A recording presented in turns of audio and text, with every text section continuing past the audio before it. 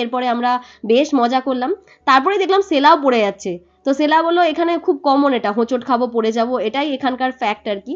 এরপরে আমরা বেশ কিছু ফটো তুলে নিলাম, কারণ মানে একটা জায়গায় ঘুরতে গেছি, সেখানে কিছু যোগা পোজ করবো না সেটা কি হয়। তো কয়েকটা ফটো তুলে নিলাম। তারপরে আমরা বেরিয়ে গেছি ওই প্লেগ্রাউন্ডটা থেকে। যখন বেরোলাম তারপরে দেখছি আমার পা মোটামুটি লাল হয়ে গেছে, মোজাটা পুরো ভিজে গেছে। সবারই মোটামুটি দেখলাম পা পুরো লাল হয়ে গেছে। তো আমার পায়ে একটু ব্যথাও করছিল, যেহেতু ফার্স্ট টাইম, সেজন্য হয়তো অভ্যেস নেই না। তো এখানে দেখলাম যে আমার পাটা মোটামুটি ফুলেও যাচ্ছে। তো এটা কোনো ব্যাপার না, সেলা বললো যে 1 ঘন্টা 2 ঘন্টা পরে এটা আবার ঠিকও হয়ে যাবে।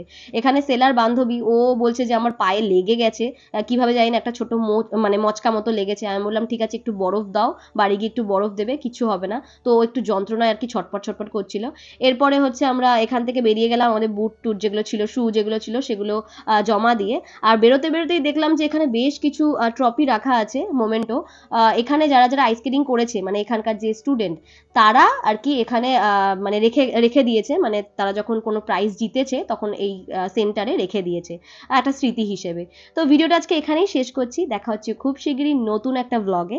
সবার ব্লগটা কেমন লাগলো অবশ্যই কমেন্ট বক্সে জানাতে ভুলো না, ভালো লাগলে একটা লাইক করে দিও, আর যদি খুব ভালো লাগে শেয়ার করে দিও বন্ধুদের মধ্যে। Tata, bye bye.